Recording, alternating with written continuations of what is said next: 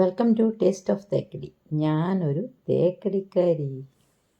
ഓണം ദേ മുറ്റത്ത് വന്ന് നിൽക്കുന്നു, കീറിക്കോട്ടേന്ന് ചോദിച്ച്. അപ്പോൾ ഓണത്തിനെ നമുക്ക് നല്ലൊരു പായസം കൊടുത്തങ്ങ് സ്വീകരിച്ചാലോ? അതിനായിട്ട് നമുക്കൊരു കിടുക്കാച്ചി പായസം ഉണ്ടാക്കാം.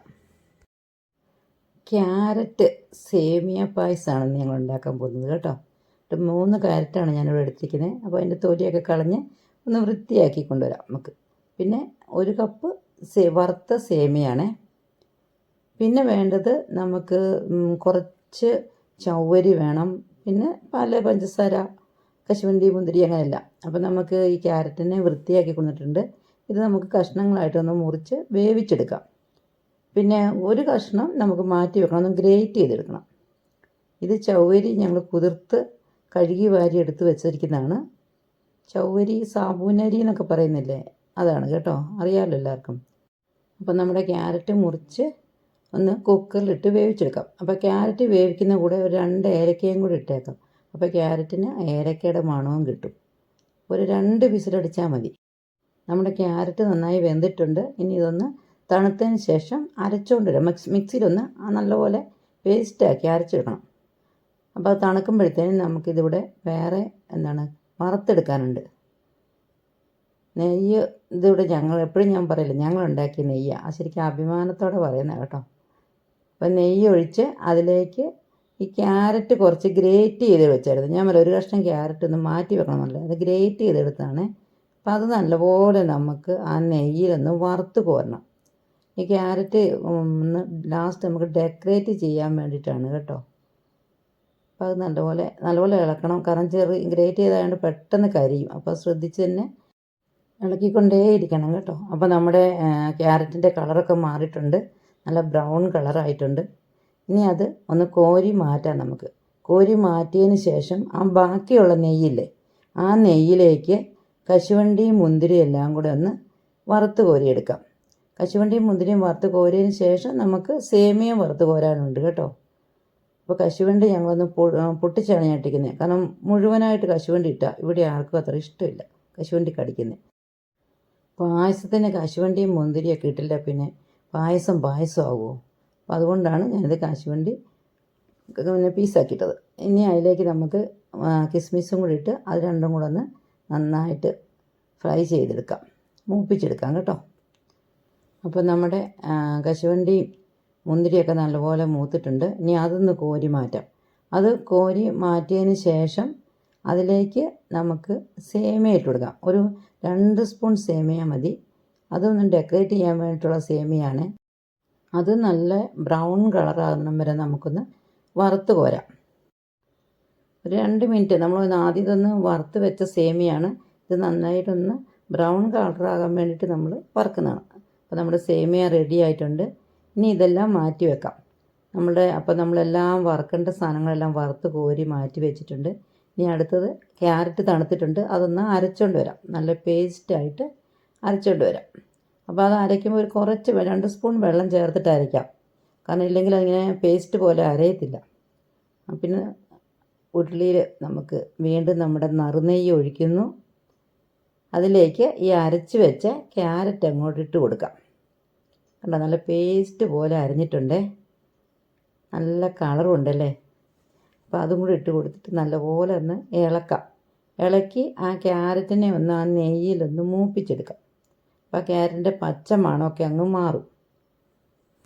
ഒരു 5 മിനിറ്റ് ഇളക്കിയാൽ മതി കേട്ടോ. അപ്പോഴത്തേക്കും നമ്മൾ ക്യാരറ്റ് വെന്ത് നല്ലപോലെ ആ നെയ്യിൽ കിടന്ന് നല്ലപോലെ അങ്ങ് മൂത്തിട്ടുണ്ട്. അപ്പോൾ ഇനി അതിന് ശേഷം അതിലേക്ക് നമുക്ക് പാലൊഴിച്ച് കൊടുക്കാം.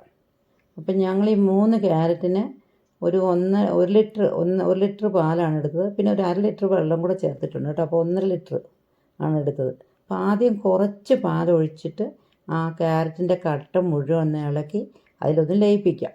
അതിന് ശേഷമേ ബാക്കി പാലൊഴിച്ച് കൊടുക്കാവുള്ളേ, അല്ലെങ്കിൽ മൊത്തം ഇങ്ങനെ ഒരു കട്ട പോലെ ഇരിക്കും. ഇനി അത് നന്നായിട്ട് ഇളക്കി ആ ഉരുളിയുടെ സൈഡിൽ പറ്റി പിടിച്ചിരിക്കുന്നതും എല്ലാം നല്ലപോലെ ഇളക്കി അതിനെ നന്നായിട്ടൊന്ന് മിക്സ് ചെയ്തെടുക്കാം. അതിന് ശേഷം ബാക്കി നമ്മൾ വെച്ചിരിക്കുന്ന പാലില്ലേ, ആ പാലും കൂടെ ഒഴിച്ചു കൊടുത്ത് നല്ലപോലെ ഇളക്കി അതിനെ പായസത്തിനെ നമുക്കൊന്ന് വേവിച്ചെടുക്കാം. ഒത്തിരി വേവൊന്നുമില്ല, ക്യാരറ്റ് നമ്മൾ ഓൾറെഡി വെന്തിരിക്കുന്നതാണ്. അപ്പോൾ അതും കൂടെ ഒഴിച്ച് കൊടുത്തിട്ട് നന്നായിട്ടത് ഇളക്കി ഒന്ന് മിക്സ് ചെയ്യാം. ഇനി അടുത്തത് വേണ്ടത് നമ്മൾ കുതിർത്ത് വെച്ചിരിക്കുന്ന ചവ്വരിയില്ലേ, ആ ചവ്വരി കൂടി ഈ പായസത്തിലേക്ക് ഇട്ട് കൊടുക്കാം. അതും ഒരു 1/4 കപ്പ് ചവ്വരിയേ ഉള്ളൂ, അത്ര മതി. നമ്മൾ എടുത്ത ക്വാണ്ടിറ്റിക്ക് അനുസരിച്ചുള്ളതേ ഉള്ളൂ. അപ്പോൾ അതും കൂടി ഇട്ട് നന്നായിട്ടൊന്ന് ഇളക്കി മിക്സ് ചെയ്തെടുക്കാം. ചവ്വരി പിന്നെ അതിൽ കിടന്ന് പെട്ടെന്ന് വെന്തോളും, കാരണം കുതിർത്ത ചവ്വരിയാണ്, അതുകൊണ്ട് പെട്ടെന്ന് വേവും. ഇനി അതിലേക്ക് നമ്മൾ ആ 1 കപ്പ് സേമിയ ഇട്ട് കൊടുക്കുകയാണ്. സേമിയയും കൂടി ഇട്ട് ഇളക്കി നല്ലപോലെ ഒന്ന് വേവിച്ചെടുക്കാം. ഇനി സേമിയ ഇട്ട് കഴിയുമ്പോഴത്തേക്കും ഇതങ്ങ് കുറച്ചങ്ങ് കുറുകും. നമ്മൾ ചവ്വരി ഇട്ടിട്ടുണ്ട്, സേമിയ ഇട്ടിട്ടുണ്ട്. അപ്പോൾ ഒന്ന് കുറച്ചൊന്ന് കുറുകി അതിൻ്റെ കളറൊക്കെ ഒരു നല്ല ലൈറ്റ് യെല്ലോ കളറായി അല്ലേ. അപ്പോൾ വെന്തിട്ടില്ല, ഒരു കുറച്ചും കൂടെ വേവുണ്ട്. ഇനി അതിലേക്ക് നമ്മൾ പഞ്ചസാര എല്ലാം എടുത്തിരിക്കുന്ന ആ ഒരു അളവിൽ തന്നെ എടുക്കണേ. നമ്മൾ 1 കപ്പാണ് സേമിയ എടുത്തത്, അപ്പോൾ 2 കപ്പ് 2 ബൗൾ, ഞാൻ ആ ബൗളിൽ 2 ബൗൾ പഞ്ചസാരയും ഇട്ട് കൊടുക്കാം. അപ്പം നമ്മുടെ പായസം ഏകദേശം റെഡി ആയിട്ടുണ്ട്. ഇനി നമുക്ക് അതിലേക്ക് നല്ലപോലെ ഇളക്കി, ഇനി അതിലേക്ക് ഒരു പിഞ്ച് ഉപ്പ്, ആ മധുരവും എല്ലാം കൂടെ ഒന്ന് ബാലൻസ് ആവാൻ വേണ്ടി ഒരു പിഞ്ച് ഉപ്പും കൂടി ഇട്ട് നല്ലപോലെ ഒന്ന് ഇളക്കി കഴിഞ്ഞാൽ ഉണ്ടാവും നമ്മുടെ സേമിയൊക്കെ വെന്തിട്ടുണ്ട്. ഇപ്പോൾ പായസം അതിൻ്റെ അവസാന ഘട്ടത്തിലേക്ക് കിടക്കുകയാണ്. ഫിനിഷിങ് സ്റ്റേജാണ് അല്ലേ. നമ്മളുടെ ഓണപ്പായസം റെഡി ആകുകയാണ്. ഇനി അതിലേക്ക് കശുവണ്ടി, വറുത്ത് വെച്ച കശുവണ്ടി മുന്തിരിയും ഇട്ട് കൊടുക്കാം. പക്ഷേ ഇട്ട് കൊടുത്തത് അങ്ങ് താന്നു പോയി കേട്ടോ. കശുവണ്ടി മുന്തിരിയല്ലേ, അപ്പോൾ അതിന് ഇത്തിരി വെയിറ്റ് ഉണ്ടല്ലോ, അപ്പോൾ അതങ്ങ് താന്നു പോയി. അത് സാരമാക്കണ്ട.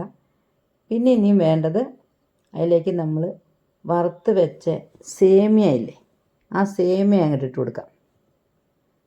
ഇപ്പോൾ കണ്ടോ, കാണുമ്പോൾ തന്നെ നല്ലൊരു ഭംഗിയല്ലേ, ചുവപ്പും മഞ്ഞയൊക്കെ കൂടെ ആയിട്ട്. ഇനി അടുത്തത് ഗ്രേറ്റ് ചെയ്ത് വെച്ച ക്യാരറ്റ്, ആ ഗ്രേറ്റ് ചെയ്ത് വറുത്ത് കോരി വെച്ച ക്യാരറ്റ്, അതും കൂടി ഇട്ട് കൊടുത്താൽ നമ്മളുടെ പായസം റെഡിയാണ്. ചൂട് പായസം നമുക്കൊരു ബൗളിലേക്കൊന്ന് മാറ്റിയിട്ട് ഒന്ന് ഡെക്കറേറ്റ് ചെയ്തേക്കാം. പിന്നെ ഇതിന് വേറെ ഏലക്ക നമ്മൾ ഇടുന്നില്ല, ആദ്യം ക്യാരറ്റിൻ്റെ ഒന്നിച്ച് ഏലക്ക ഇട്ടതുള്ളൂ, ഒത്തിരി ഇടണ്ട, അത് മാത്രമേ ഉള്ളൂ. ഇപ്പോൾ കണ്ടോ, അതെല്ലാം നമുക്ക് വീണ്ടും ഒന്ന് നല്ലപോലെ ഡെക്കറേറ്റ് ചെയ്ത്, ഇപ്പോൾ കാണുമ്പോൾ ഡെക്കറേറ്റ് ചെയ്തില്ലേ പോലും ഇങ്ങനെ കാണുമ്പോൾ തന്നെ കുടിക്കാൻ തോന്നില്ലേ. പിന്നെ ഈ ഓണത്തിന് നിങ്ങളെല്ലാവരും ഈ ഒരു പായസം ഒന്ന് ഉണ്ടാക്കി നോക്കൂ. സൂപ്പറാണ്, ഹെൽത്തിയാണ്, വെരി ടേസ്റ്റിയാണ്. ചൂടോടെ കുടിക്കാൻ അസാധ്യ ടേസ്റ്റാണ്. അപ്പോൾ എല്ലാവരും ഉണ്ടാക്കി നോക്കണം. ഈ പായസം ഉണ്ടാക്കി കുടിച്ചിട്ട് നിങ്ങളുടെ എല്ലാവരുടെയും അഭിപ്രായങ്ങൾ ഞങ്ങളുടെ വീഡിയോയുടെ കമൻറ്റ് ബോക്സിൽ വന്നിട്ട് ഒന്ന് പറയണേ. അപ്പോൾ ഈ ഓണത്തിന് നല്ലൊരു പായസം ആവട്ടെ എന്ന് എല്ലാവർക്കും, നല്ലൊരു അടിപൊളി പായസം ആവട്ടെ. അപ്പോൾ എല്ലാവർക്കും ടേസ്റ്റ് ഓഫ് തേക്കടിയുടെ ഹൃദയം നിറഞ്ഞ ഐശ്വര്യത്തിൻ്റെയും സമ്പൽ സമൃദ്ധിയുടെയും സമാധാനത്തിൻ്റെയും സന്തോഷത്തിൻ്റെയും നല്ലൊരു ഓണം ആശംസിക്കുന്നു. Thank you.